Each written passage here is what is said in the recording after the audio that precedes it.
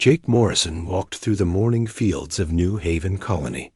The sun was rising over the green crops that fed millions of people across 3 star systems. He smiled as he watched the farmers starting their daily work. Life was good here, far from the busy worlds near Earth. Jake had been the colony leader for 8 years. He loved this place and its people. New Haven was home to over 2 million humans who had come here to build a better life. They grew food, raised families, and lived in peace. The colony had never seen trouble in its 30 years of existence. Dr. Lisa Bell was already at work in the medical center. She checked on patients and prepared for another quiet day. Her husband Pete was out in the fields, making sure the automated farming systems ran properly. Their 12-year-old daughter Amy was getting ready for school with her friends. The Bell family represented everything good about New Haven. They worked hard, helped their neighbors, and built a community where children could grow up safe and happy. Pete often said they had found paradise among the stars. Rick Hayes commanded the small defense force that protected the colony. He had 6 patrol ships and 30 good pilots. They mostly dealt with space debris and helped lost cargo ships find their way. Real threats were rare out here on the edge of human space. Rick was drinking his morning coffee when the alarms started screaming. His communications officer ran into the command center with fear in her eyes. "Sir, we have multiple contacts dropping out of hyperspace. Unknown ships, massive signatures." Rick set down his coffee and looked at the display screens. What he saw made his blood turn cold. Dozens of alien warships had appeared at the edge of the system. They were bigger than anything in the human fleet, with weapon signatures that could level cities. "Get me a channel to the lead ship," Rick ordered. "Maybe we can talk to them." The alien commander who appeared on screen was unlike anything Rick had ever seen. The creature had 4 arms, scales instead of skin, and eyes that burned with hatred. When it spoke, its voice was like grinding metal. "I am War Commander Thexval of the Zephyrian Collective. Your species has spread too far into space that belongs to us. This colony will be destroyed as a warning to all humans. You have 1 hour to prepare for death." Rick tried to respond, but the alien cut the communication.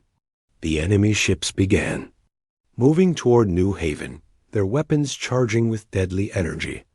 Rick knew his small force could not stop them, but he had to try.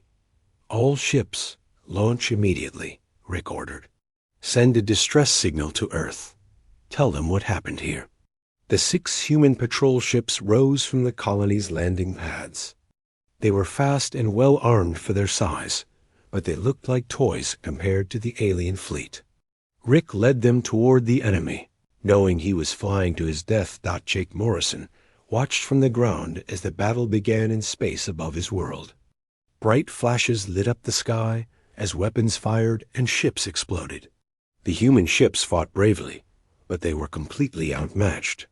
One by one, they disappeared in balls of fire. Rick's ship was the last to die. He managed to damage 1 alien cruiser before plasma torpedoes tore his vessel apart. His final transmission reached Earth just as his ship exploded. New Haven under attack. Colony lost. Remember us. With the defenders gone, the alien fleet moved closer to the planet. War Commander Thexval gave the order that would haunt the galaxy forever. "Begin planetary bombardment. Leave nothing alive." Dr. Lisa Bell was evacuating patients from the medical center when the first plasma beams struck the colony. The main hospital exploded in a pillar of fire that could be seen from space. Lisa died trying to carry an injured child to safety, her body vaporized in an instant. Pete Bell was at the school, helping load children onto evacuation ships that would never take off. The aliens targeted the landing pads first, trapping everyone on the ground. Pete threw himself over Amy and 3 other children as the ceiling collapsed. None of them survived. Across New Haven, families died together as plasma fire rained from the sky. Parents held their children close as death came from above. Teachers tried to shield their students. Doctors stayed with their patients until the end. The aliens were thorough in their destruction. They burned the farms, melted the cities, and turned the rivers to steam. Every building was destroyed. Every life ended. The bombardment continued for 6 hours, until nothing remained but molten rock and ash. War Commander Vexval surveyed the devastation from his command ship. The green world of New Haven was now a blackened wasteland. Every human was dead, every structure destroyed. The message was clear. This is what happened to species that expanded into Zephyrian space. The task is complete, Vexval reported to his superiors. The human colony has been eliminated. This will serve as a warning to their kind. They will retreat like all the others before them. The Zephyrian fleet departed, satisfied with their work. They believed they had solved the human problem before it could grow worse. The aliens had dealt with dozens of species this way. A quick, brutal demonstration of power always made others back down and accept Zephyrian dominance. But the Zephyrians had made a terrible mistake. They thought humans were like the other weak species they had bullied and destroyed. They believed one massacre would be enough to make Earth surrender and retreat. They were wrong. They had not eliminated a threat. They had awakened something far more dangerous than they could imagine. The distress signal from New Haven was already racing toward Earth, carrying news that would change the galaxy forever. The humans were coming, and they would not be interested in surrender. Admiral Ben Carter was reviewing fleet reports in his office above Mars when the emergency alert came through. The message from New Haven had traveled for 3 days through hyperspace relays, but the words hit him like a physical blow. 2.3 million civilians dead, an entire colony wiped out, children murdered in their schools. Ben had been expecting this day for 40 years. He was one of the few people on Earth who knew the truth about humanity's real military strength. While the galaxy saw humans as peaceful farmers and traders, Earth had been preparing for war since first contact with hostile aliens. "Get me the War Council," Ben ordered his aide. "Activate Protocol 7. Send the code to all fleet commanders." Within minutes, the most powerful military leaders in human space were connected by secure hologram. General Mike Davis commanded. The hidden Terra fleet. Captain Steve Adams ran Earth's intelligence networks. Dr. Kate Young was the government's top expert on alien psychology and warfare.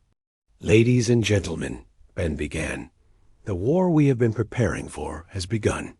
New Haven Colony was completely destroyed 3 days ago by a species called the Zephyrian Collective. Every man, woman, and child is dead." The room fell silent. These were hardened military officers who had seen combat, but the scale of the loss was staggering. An entire world of humans had been erased as if they had never existed. Dr. Kate Young spoke first. "I know the Zephyrians from our intelligence files. They are an aggressive species that has destroyed dozens of civilizations. They use fear and overwhelming force to make other species submit to their rule." "What do they want from us?" asked General Davis. "Nothing," Kate replied. "They want us gone. The Zephyrians see any expanding species as a future threat. They believe the best way to deal with threats is to eliminate them completely." Captain Adams pulled up tactical displays showing Zephyrian territory. "Our scouts have been mapping their space for years. They control 42 star systems with 17 major military bases. Their total fleet strength is estimated at 50,000 warships."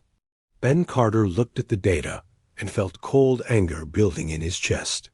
The aliens had made the worst possible mistake. They had attacked human civilians, including children, believing that would make Earth back down in fear. "Activate all shipyards," Ben ordered. "Begin full mobilization of the Terra fleet. I want every ship ready for departure within 72 hours," Sir, General Davis said carefully, that's 700,000 warships, the largest fleet in galactic history. Are we sure we want to reveal our true strength? Ben's voice was as hard as steel. They killed our children, Ike. They turned 2 million innocent people into ash because they thought we were weak. It's time to show the galaxy what humans really are. The mobilization began immediately. Across the solar system, massive doors opened on hidden military bases. On Europa, Jupiter's ice moon, automated shipyards that had been building vessels in secret for decades came online. The asteroid belt factories began launching completed warships by the thousands. Colonel Joe Parker commanded the logistics operation from his base on Titan. Supplies, weapons, and ammunition flowed to assembly points throughout human space. Every ship was equipped with enough firepower to level a planet. The Terra fleet had been humanity's greatest secret. While other species saw Earth's small patrol fleets and assumed humans were weak, the real military strength had been hidden. In deep space facilities, robot factories had been working non-stop for 40 years, building the largest war machine in galactic history. Ben Carter addressed the fleet commanders from his flagship, the massive dreadnought UES Retribution. The ship was 5 kilometers long and armed with weapons that could crack a moon in half. It was one of 10,000 vessels of its class. For 40 years we have prepared for this moment, Ben told the assembled officers. We knew that someday someone would test us. They would attack our people and expect us to surrender in fear. The Zephyrians have chosen to be that test. Captain Dan Kelly commanded the stealth divisions, ships designed to scout enemy positions and strike without warning. Commander Sue Torres led the fighter wings, with millions of small craft that could overwhelm any defense. Major Tom Gray controlled the heavy assault ships that could punch through any armor. Our mission is simple, Ben continued. We will find every Zephyrian military installation and destroy it. We will eliminate their ability to wage war forever. And we will make sure the galaxy never forgets what happens to those who murder human. Children, the fleet prepared to depart in waves. The first ships would be scouts, mapping enemy positions and finding weak points. Then would come the main battle groups, with enough firepower to sterilize entire star systems if necessary. Dr. Kate Young provided crucial intelligence about Zephyrian psychology. They respect only strength, she explained. They will keep fighting until they are completely defeated. There can be no negotiation, no mercy, no quarter given. They chose this war when they destroyed New Haven. As the 72-hour deadline approached, the Terra fleet gathered at the edge of the solar system. 700,000 warships formed up in perfect formation, their hulls gleaming in the light of distant stars.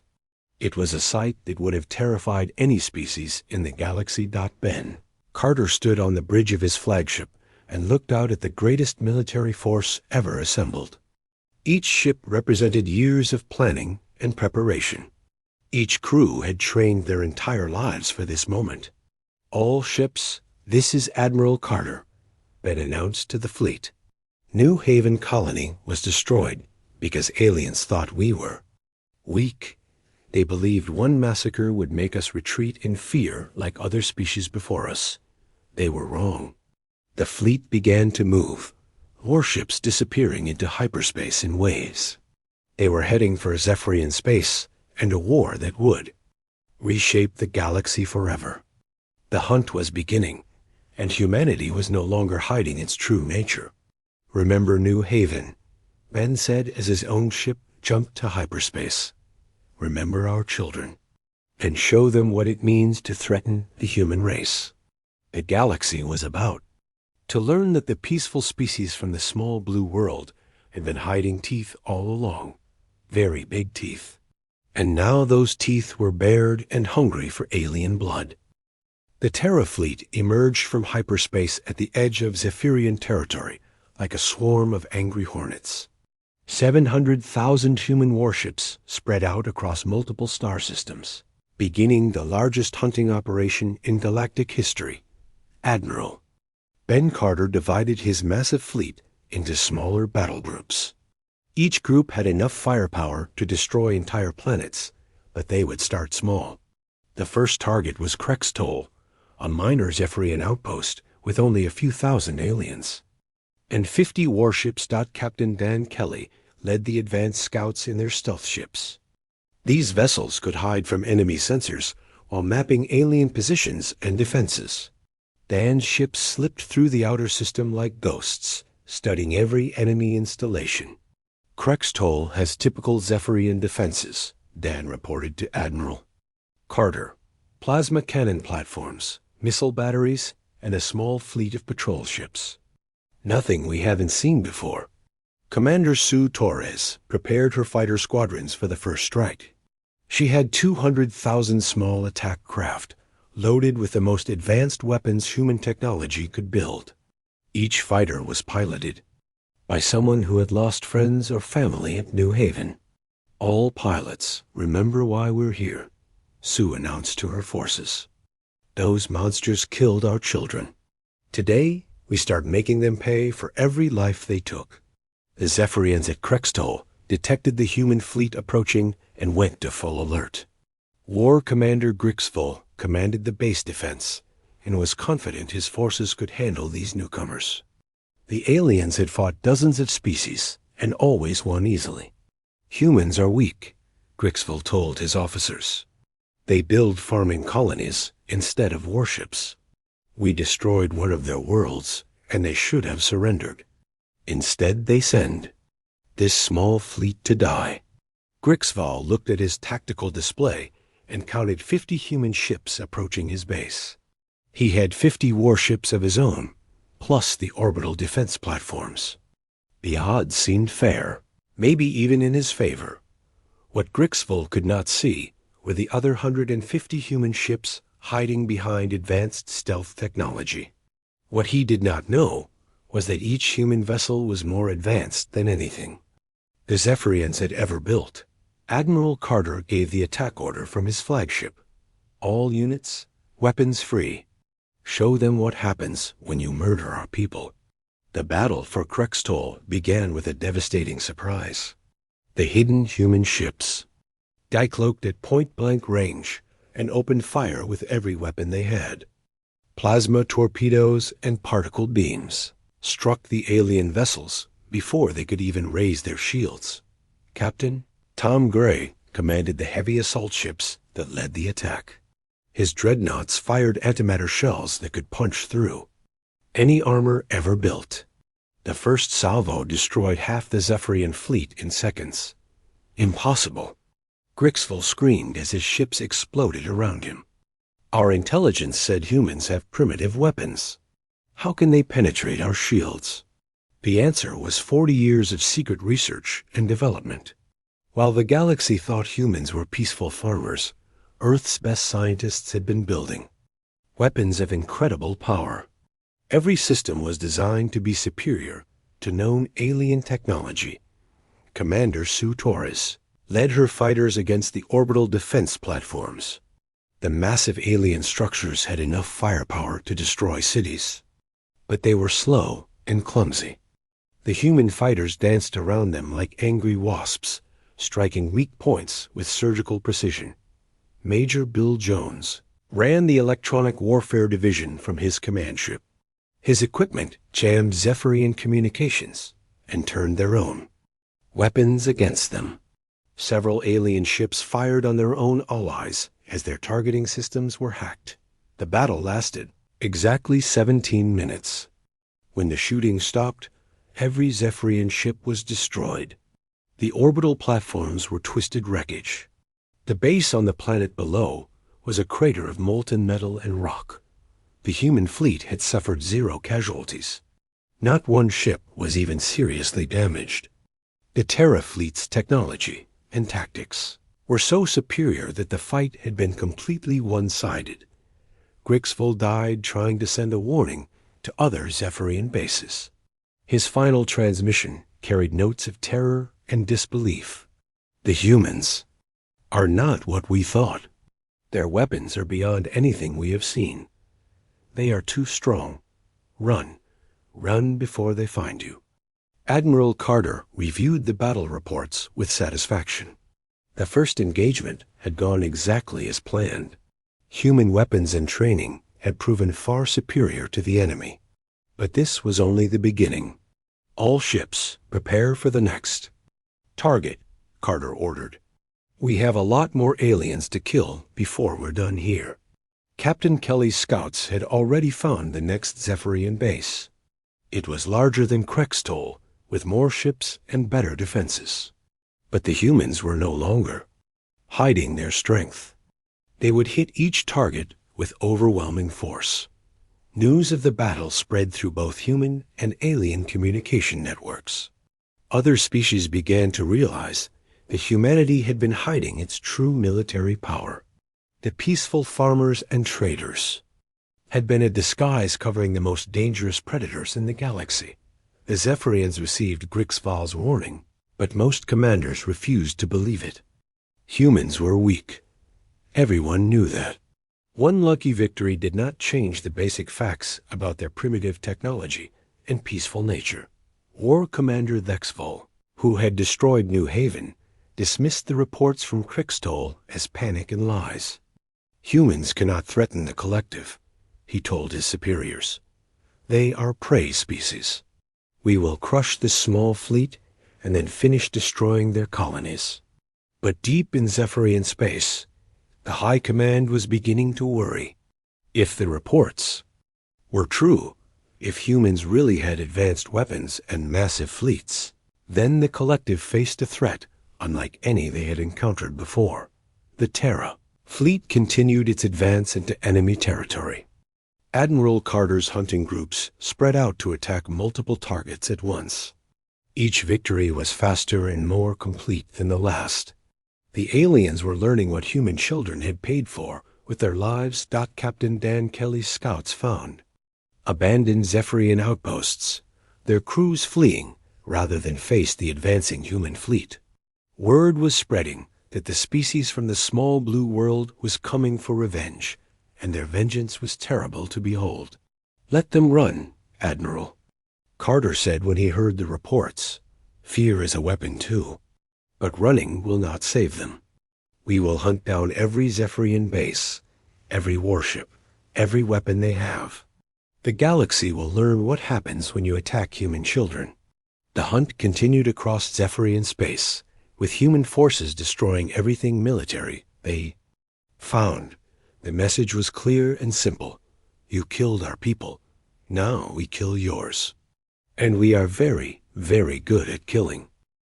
The Terra fleet reached the heart of Zephyrian space after 3 weeks of hunting. Behind them lay the wreckage of hundreds of alien bases and thousands of enemy ships. Ahead waited the ultimate prize, Zephyr Prime, the alien homeworld and center of their military power.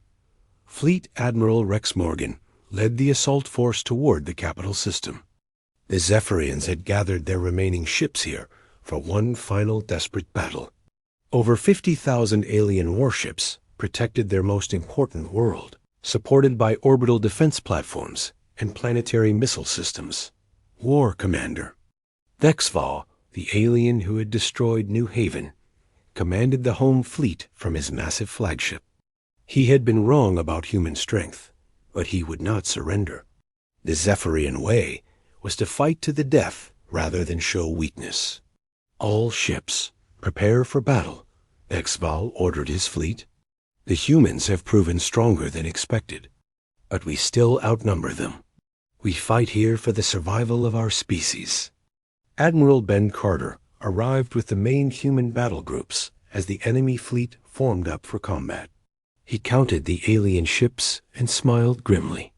The Zephyrians had assembled the largest fleet in their history, but it would not be enough. Impressive, Carter said to his bridge crew. They managed to gather everything they have left. It will make destroying them much easier. The Zephyrian Supreme Leader Thexmar sent a desperate message to the human fleet. His species had never surrendered to anyone, but facing extinction might change that ancient tradition.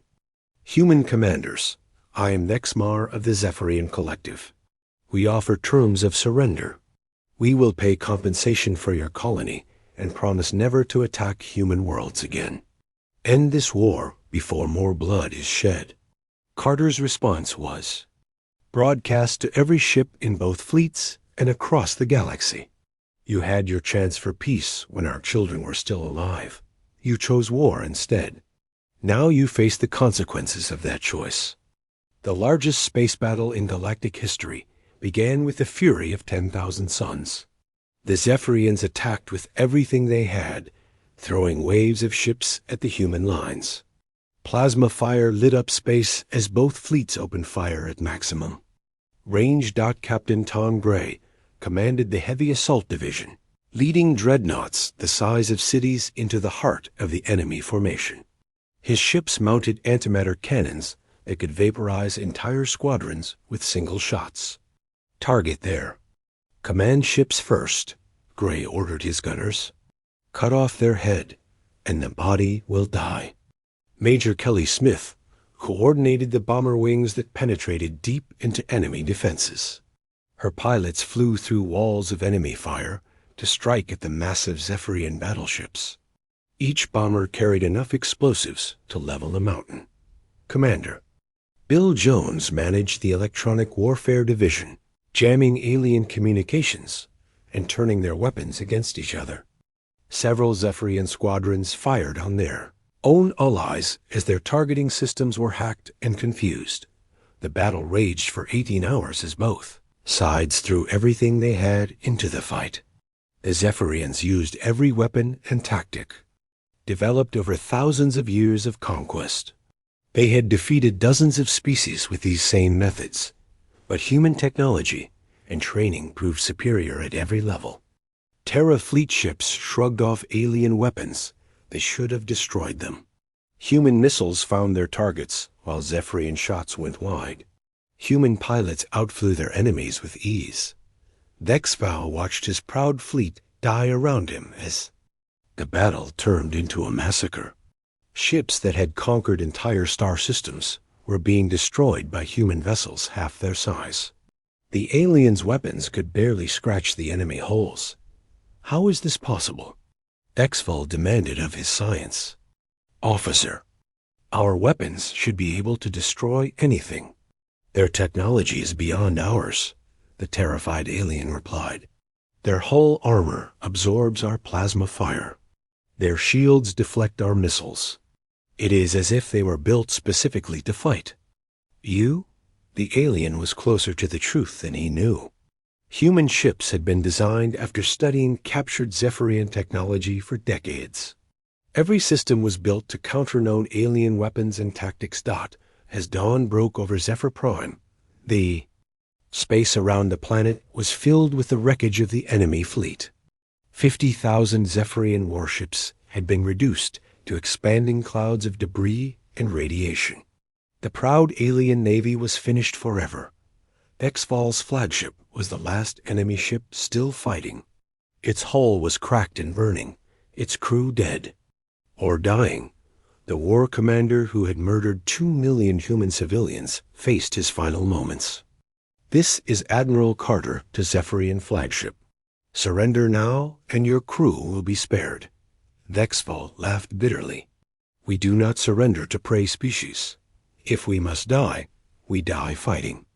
The alien commander fired his last weapons at Carter's ship and died as human return fire tore his vessel apart. The battle for Zephyr Prime was over. The Zephyrian military was completely destroyed. Admiral Carter looked down at the alien homeworld from his bridge.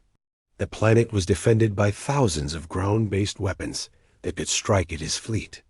Those weapons would have to be eliminated before the war could truly end. Begin orbital bombardment, Carter ordered. Target all military installations. Destroy their ability to wage war forever. The bombardment of Zephyr Prime lasted for 6 hours.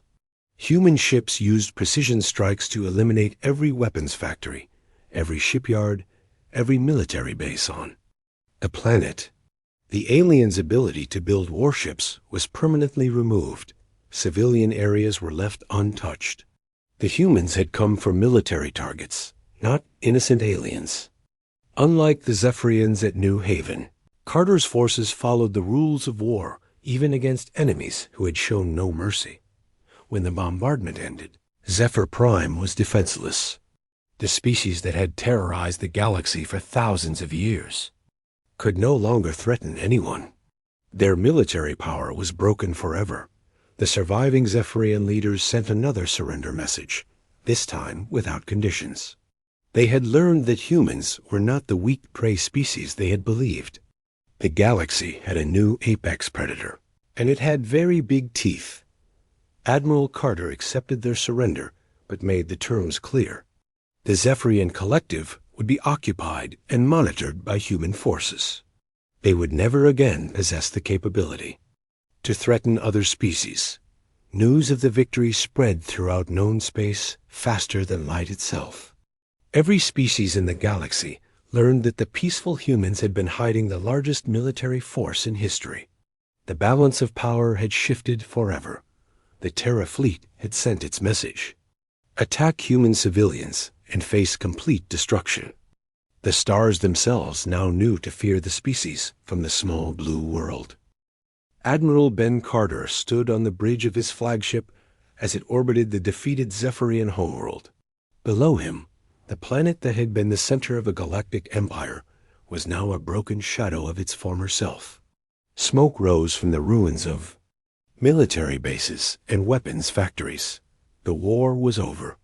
In less than a month, the Terra fleet had completely destroyed the Zephyrian military machine. 700,000 human warships now controlled 42 star systems that had once belonged to the aliens. Carter opened a communication channel that would broadcast his message to every inhabited world in the galaxy.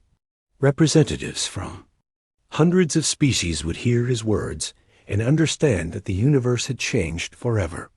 "I am Admiral Ben Carter of the Human Terra Fleet," he began. 1 month ago, the Zephyrian collective destroyed New Haven Colony, murdering over 2 million innocent civilians, including children. They did this because they believed humans were weak. The message continued across space at faster than light speed, reaching alien worlds throughout known space. Species that had been planning their own attacks on human colonies suddenly found urgent reasons to reconsider. "Let this be a lesson to all who would threaten human lives," Carter declared. "We are not the weak prey species you believed us to be. We are your apex predators, and we have been preparing for war since the day we first looked up at the stars." Dr. Alex Turner arrived at Zephyr Prime with the first wave of occupation forces. As Earth's chief diplomat, he would establish the new government that would rule over the defeated aliens. The Zephyrians would live, but they would never again threaten other species. The alien leadership was given a simple choice: accept permanent human occupation and monitoring, or face complete extinction. After seeing what happened to their military, the decision was easy. The Zephyrian collective formally surrendered and agreed to all human terms. "Your military forces are disbanded forever," Turner told the alien leaders. "Your weapons factories will be destroyed. Your shipyards will be dismantled. You may continue to exist as a species, but you will never again possess the power to wage war." Captain Frank White was given command of the new Galactic Patrol, a permanent human force that would maintain peace throughout known space. Patrol bases were established in key star systems, ensuring that no species would ever again feel confident enough to attack human civilians.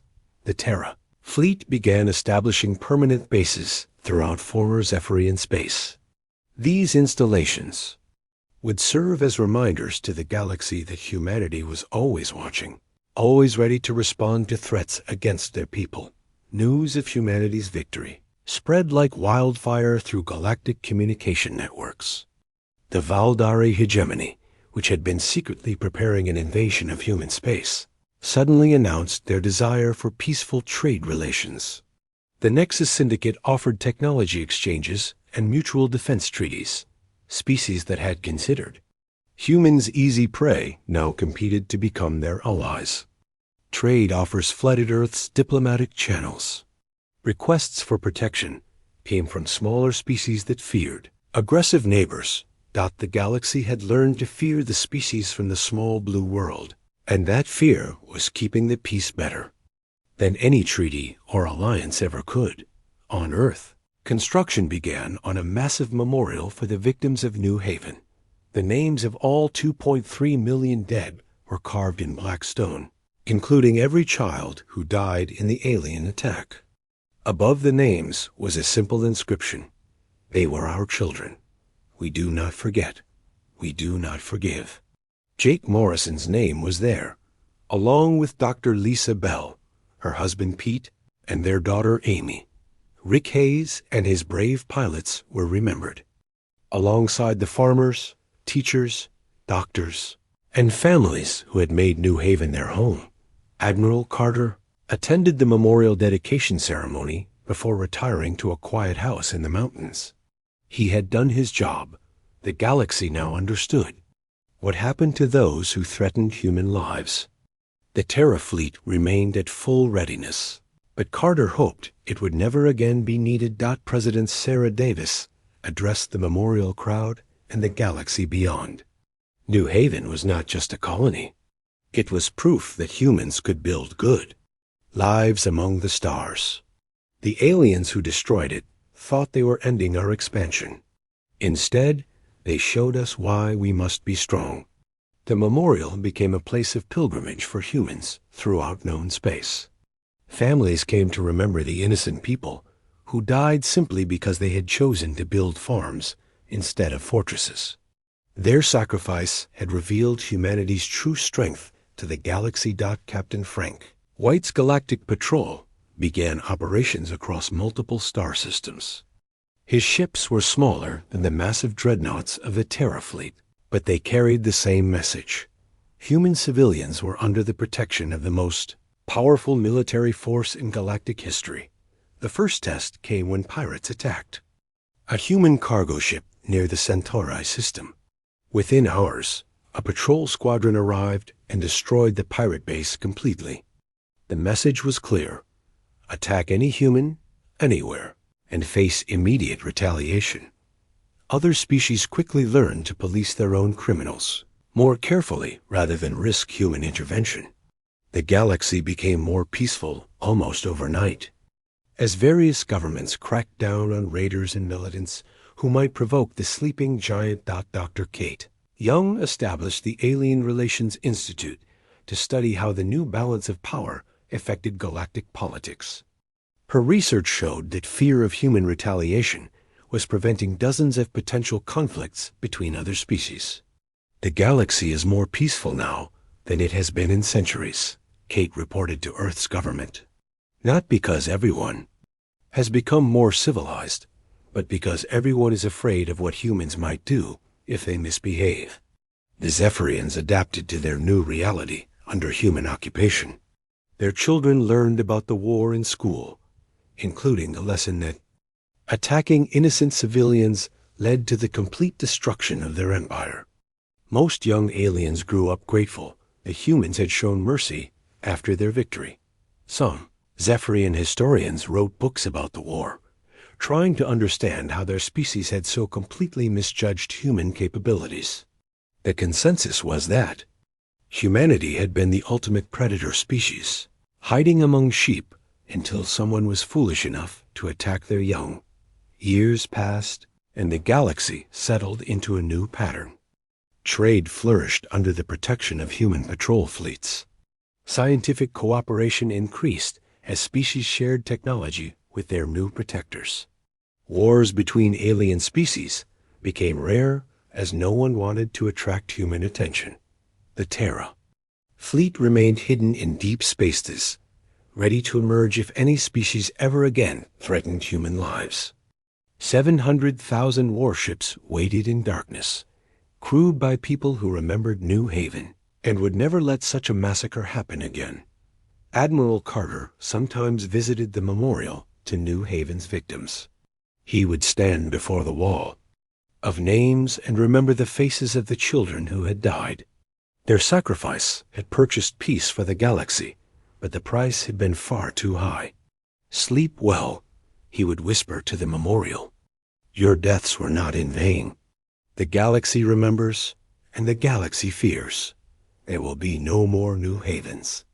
The stars themselves had learned to fear the species from the small blue world, and in that fear lay the foundation of a peace that would last for generations to come. Humanity had taken its place as the galaxy's guardians, and the universe was safer for it. The message had been sent and received: attack human children and face the wrath of 700,000 warships. Galaxy would not forget that lesson anytime soon.